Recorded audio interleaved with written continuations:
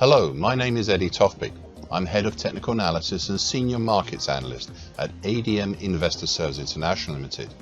And here is your weekly technical analysis of New York and London sugar markets. Ice raw sugar in New York. Until last week, the market since mid-January had run down along the underside of the purple highlighted upper time, currently at 1843, of the early November 2023 to mid-January 2024 bearish shift pitchfork. In late February for a few days and then again in late March until early April, there had been a strong drive higher over the upper time, but the move failed and the bearish shift pitchfork repaired itself.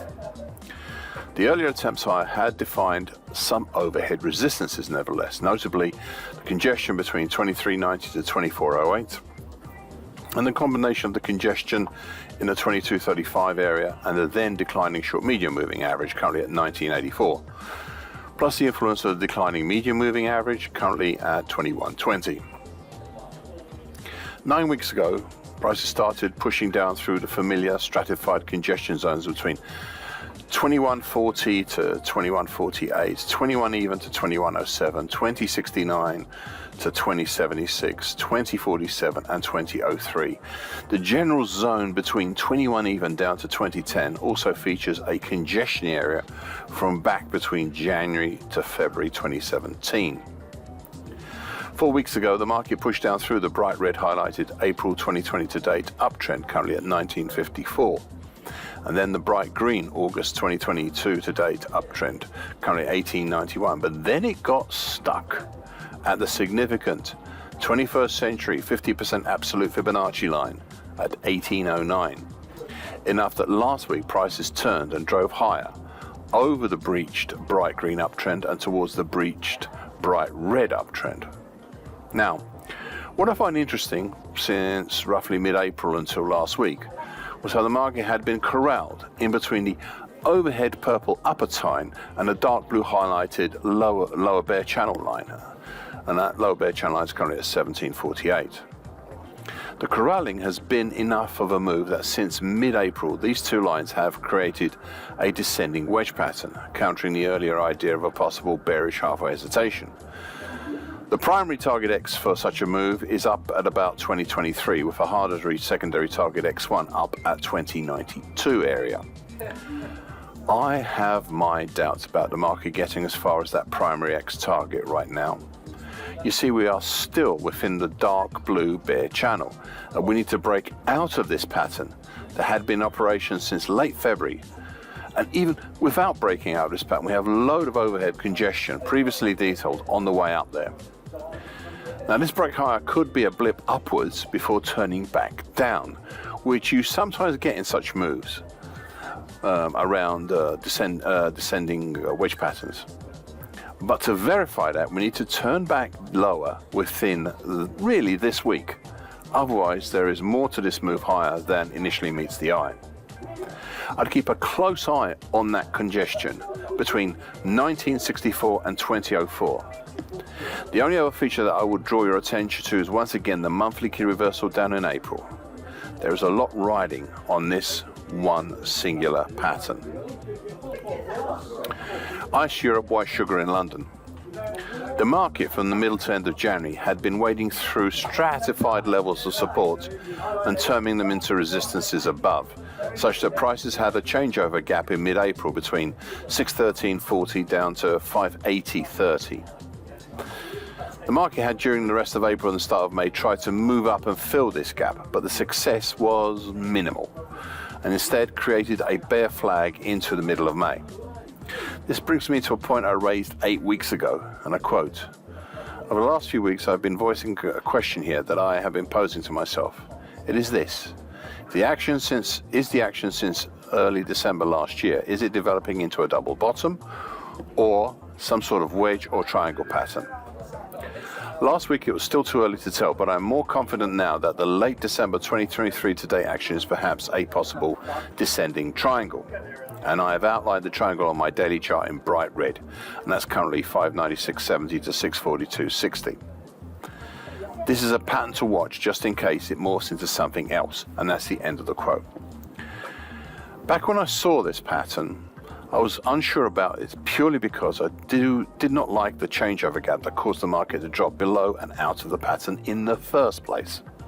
It didn't mean that it wouldn't work, it's just that, well, I'd rather it move down during the course of normal trading rather than this changeover. However, I also added the following 6 weeks ago, and I quote, "Now that we are here, it would seem appropriate to set out some potentials below for the possible and somewhat short-lived descending triangle pattern. Thus, a primary target X for such a pattern break would be down in the 445-44.80 zone, whilst a harder secondary target X1 would be down in the 497.60 zone, which is off the bottom of my daily chart." End of quote. 4 weeks ago, prices moved down and reached target X, leaving just the harder to reach target X1. I further added 6 weeks ago that I thought there might be a possible bearish halfway hesitation pattern here as well, but apart from the bear flag, there has not been any further indication of such a pattern, so I've since retired it as an idea. The only other feature that I would draw your attention is once again the monthly key reversal down in April. Without the changeover gap, this would not have happened. So you can see there is a lot riding on this one gap. Sugar white premium spread. I'd previously spoken here, some while ago now, about the two big picture items seen here on this weekly chart. We have the recurring big old bullish Andrews pitchfork from 2019 to 2021, highlighted in dark blue on my daily chart, on my weekly chart I should say, with the lower time currently at 139 3/4, tested, breached but not broken. We also have down here many of the moving averages between 130.5 to 140. Above we have the congestion between 162 3/4 to 164 3/4 that had until recently the rising neckline extension of the June 2021 to May 2022 reverse head and shoulders bottom currently at 167 even, plus the 2012 high at 164 3/4. Now, there's also further congestion above between 173 3/4 to 175, though after this we have a pretty clear topside over congestion at 178.5 all the way up to the dark blue middle time currently at 214 1/4, and that's of the same bullish Andrews pitchfork. 8 weeks ago the market made a huge combined weekly key reversal down and bearish engulfing pattern. I suspect this was in large part due to the London sugar month changeovers, but it nevertheless still effectively countered the previous week's bullish closing white Mariposa. Back then I also considered topside targets for the big February 2022 to August 23 diamond top pattern. However, 7 weeks ago we'd had enough of the dreaming, and I decided that we'll stick to the cold, hard, immediate reality and consider the dark blue lower time along with the nearby moving averages as the key element in this market, and no more than that for now. Thus we come to last week's action of a bearish engulfing pattern that not only closed below the medium moving average currently at 140 even and the short medium moving average currently 134 3/4, but importantly closed yet again above the dark blue lower time of the big old bullish Andrews pitchfork from 2019 to 2021. We actually closed right on the June 2020 low at 134 1/4, and not for the first time.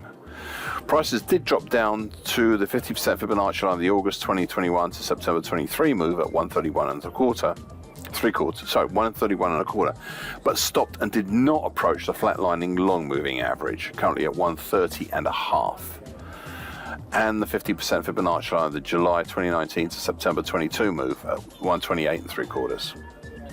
This is the second time the market has been swiftly turned around the following week. Thus, I would pay special attention to what happens over the next couple of weeks and whether prices can maintain the bearish incentive and perhaps finally break down properly through the 50% Fibonacci line at 128 3/4. However, I have a suspicion that prices might go the way of the February 2023 action and rebound back up. Early indications this week seem to justify this bullish reactionary move, if in a small way, but we'll have to see the whole week to verify it. Thank you for listening. This weekly broadcast gives the essential market patterns and consequences.